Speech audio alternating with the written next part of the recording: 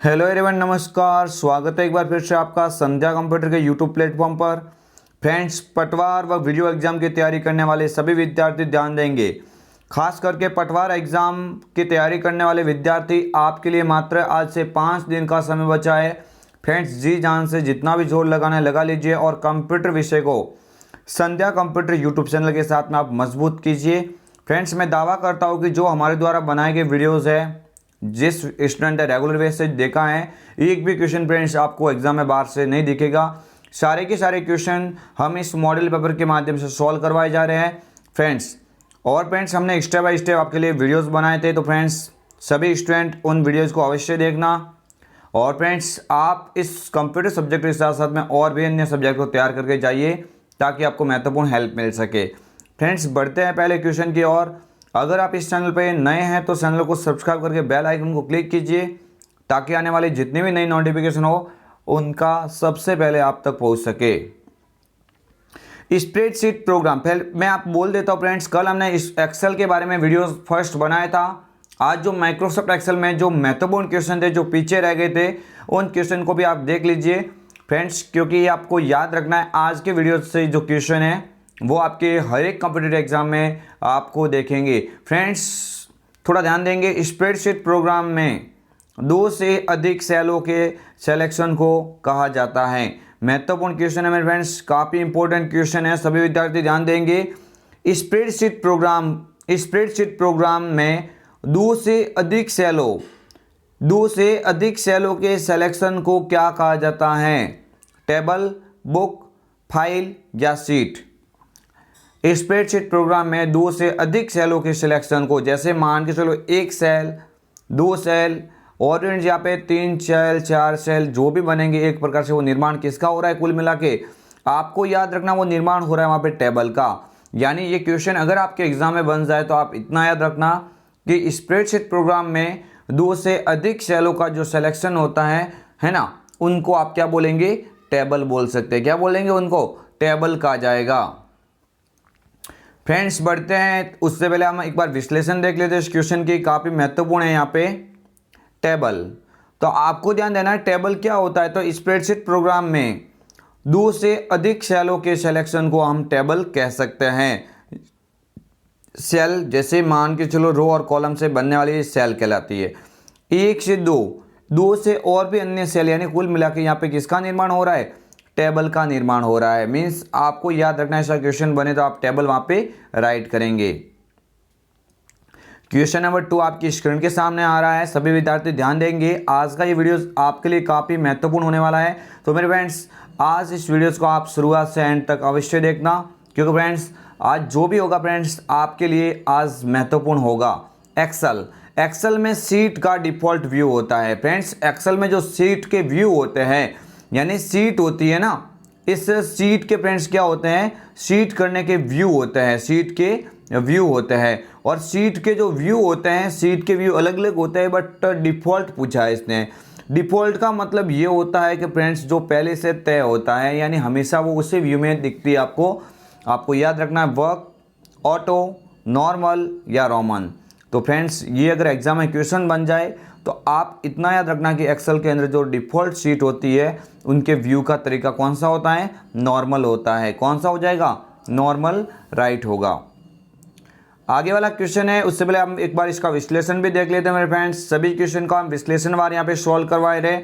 आप फ्रेंड्स याद रखना, एक क्वेश्चन आपके एग्जाम की दृष्टि से काफ़ी महत्वपूर्ण होंगे। नॉर्मल, तो एक्सेल में जो सीट का डिफ़ॉल्ट व्यू होता है ना, वो कौन सा व्यू होता है? नॉर्मल व्यू होता है। कौन सा होता है? नॉर्मल व्यू होता है। महत्वपूर्ण क्वेश्चन है, आप याद रखना, काफ़ी इंपॉर्टेंट क्वेश्चन है। आगे वाला क्वेश्चन आपकी स्क्रीन के सामने, सभी विद्यार्थी ध्यान देंगे। डेटा और सूचनाओं को समझने में आसान व आकर्षक तरीके से विजुअल रूप में रिप्रेजेंट कौन करता है? आपको याद रखना, चार्ट, सेल, टाइटल बार या स्पेस बार। फ्रेंड्स, डेटा और सूचनाओं को समझने में आसान व आकर्षक तरीके से विजुअल जो रिप्रेजेंट करता है वो कौन करता है? मेरे फ्रेंड्स याद रखना, क्या हो जाएगा राइट आंसर? चार्ट हो जाएगा। क्या हो जाएगा? चार्ट यहाँ पे राइट आंसर हो जाएगा। हालांकि फ्रेंड्स चार्ट के बहुत अलग अलग टाइप्स होते हैं, जैसे ये वाला जो चार्ट होता है ये चार्ट कॉलम चार्ट कहलाता है। ये जो ऐसे राउंड में चार्ट होता है जिसमें ऐसे श्रृंखला दिखाई देती है, ये फ्रेंड्स कौन सा चार्ट है, ये पाई चार्ट कहलाता है।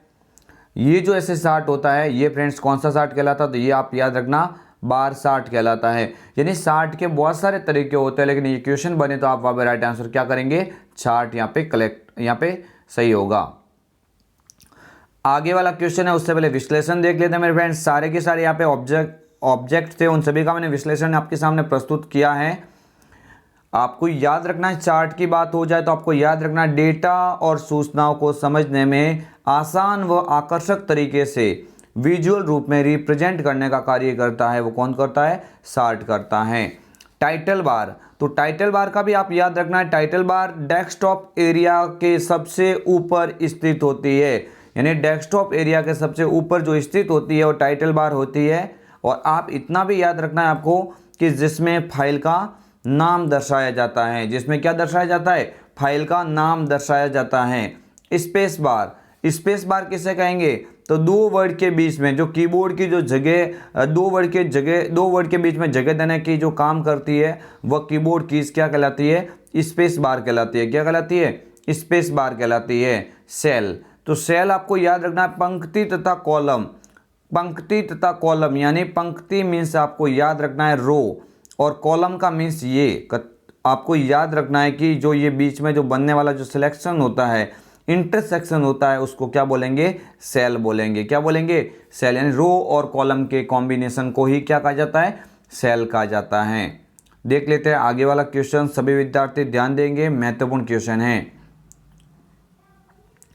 एक्सेल में एक्टिव सेल, एक्सेल में एक्टिव सेल के कंटेंट्स को कौन डिस्प्ले करता है। महत्वपूर्ण क्वेश्चन है मेरे फ्रेंड्स। एक्सेल में एक्टिव सेल के कंटेंट्स को कौन डिस्प्ले करता है, name box, formula bar, task pane या रो हेडिंग्स। जल्दी बताइए फ्रेंड्स क्या होगा इसका right answer, name box, formula bar, task pane या रो हेडिंग्स।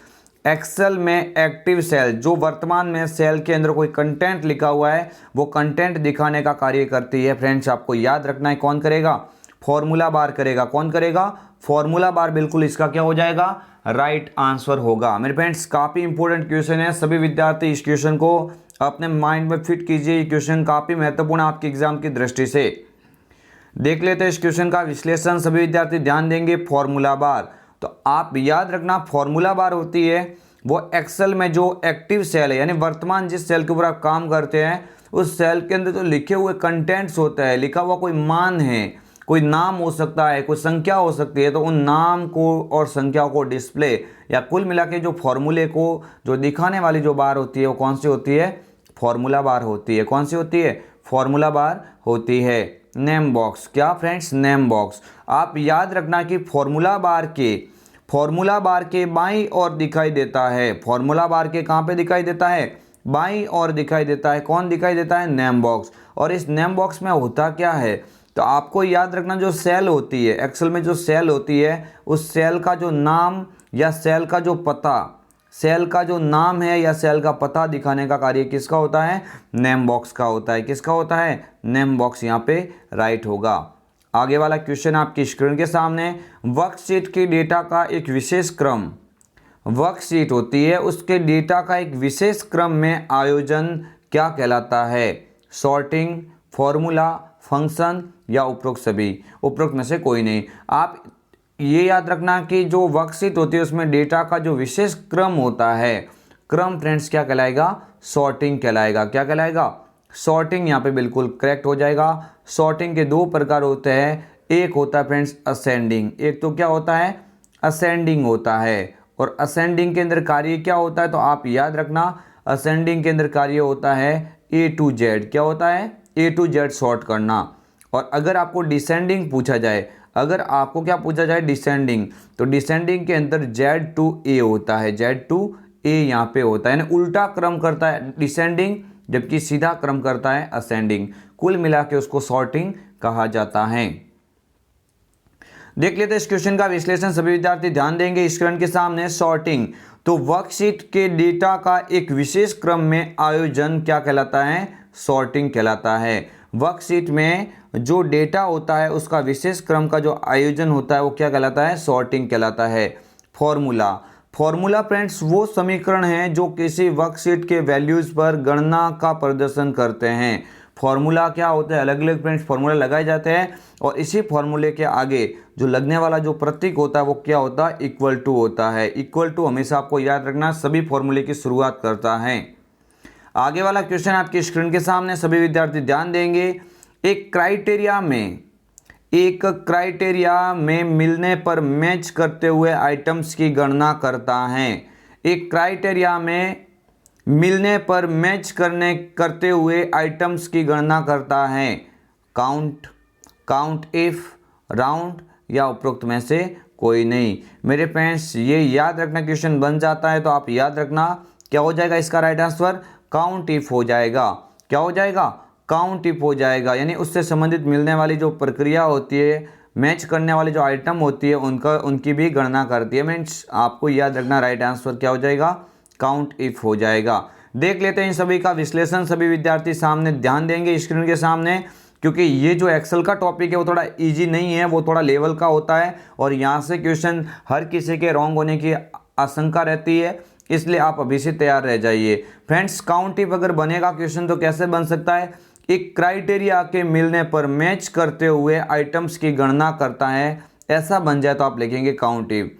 अगर काउंट का बने तो काउंट का तो मतलब होता है कि सेल रेंज में आइटम्स होती है, जो सेल रेंज में जो आइटम्स होती है उनकी संख्या गिनता है कौन? काउंट।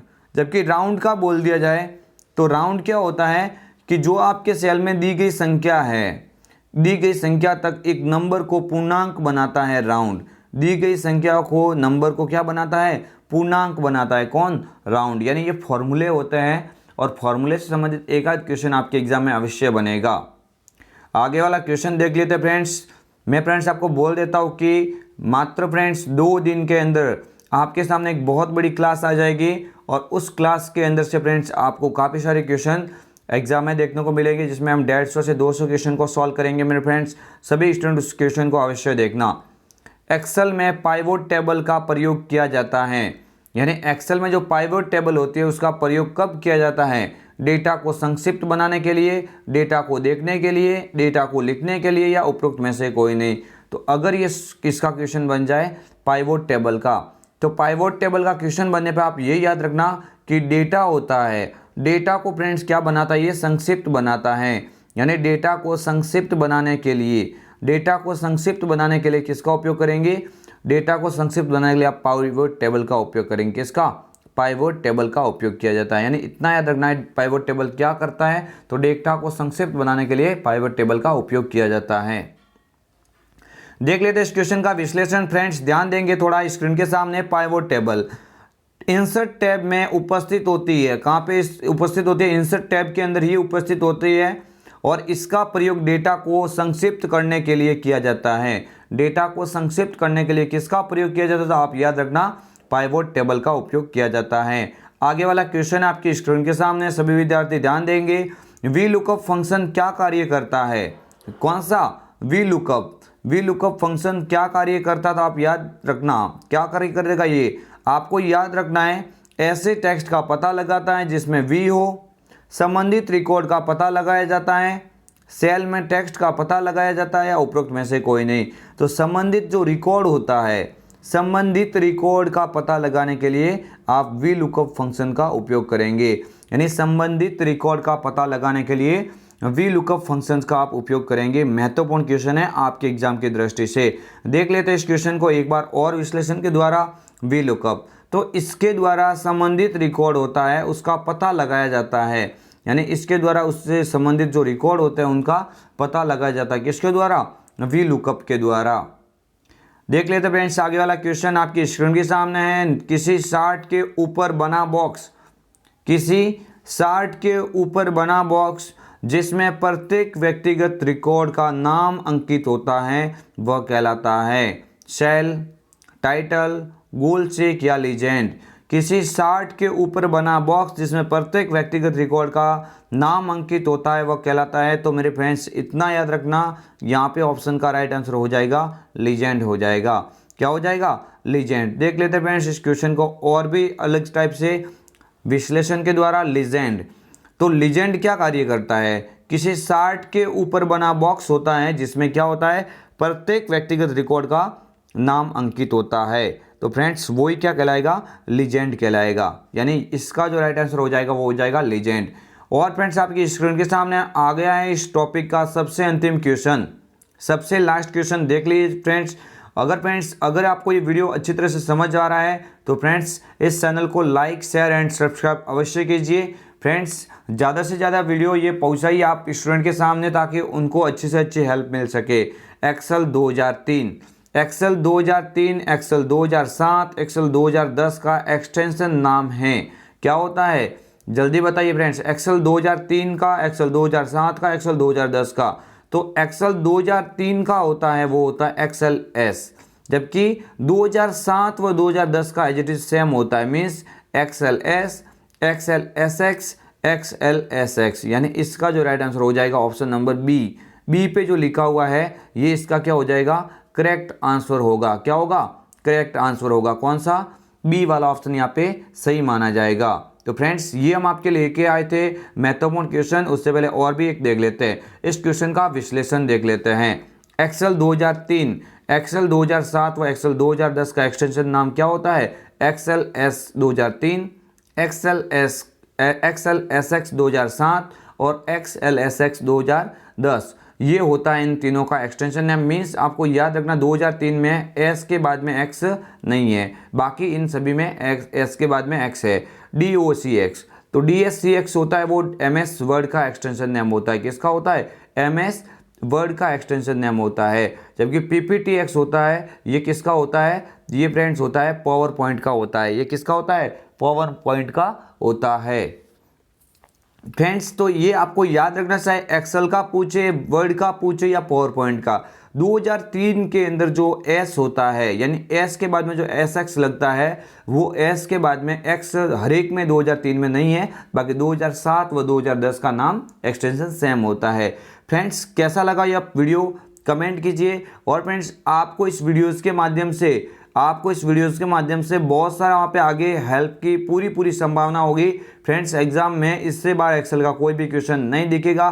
फ्रेंड्स उम्मीद है आपको ये वीडियो पसंद आया होगा। अगर आपको वीडियो पसंद आया है तो लाइक शेयर और सब्सक्राइब कीजिए। और फ्रेंड्स अगर कोई नया स्टूडेंट है अभी हमारे चैनल के ऊपर जुड़ा है तो आप जाइए चैनल के ऊपर और प्लेलिस्ट को खोलिए। उस प्लेलिस्ट के अंदर आपको मिलेगा पटवार ग्राम सेवक के लिए महत्वपूर्ण कंप्यूटर के वीडियो। उन सभी की वीडियोस को आप देख लीजिए। एग्जाम में एक भी क्वेश्चन ऐसा नहीं दिखेगा जो आपको इस वीडियो से बाहर हो। फ्रेंड्स कैसा लगा वीडियो कमेंट कीजिए। और फ्रेंड्स ये भी आपको हम बोल देते हैं कि कल बहुत जल्द, कल या परसों 2 दिन के अंदर आपके सामने बहुत बड़ी क्लास आने वाली है। उस क्लास को कोई भी स्टूडेंट मिस नहीं करेगा।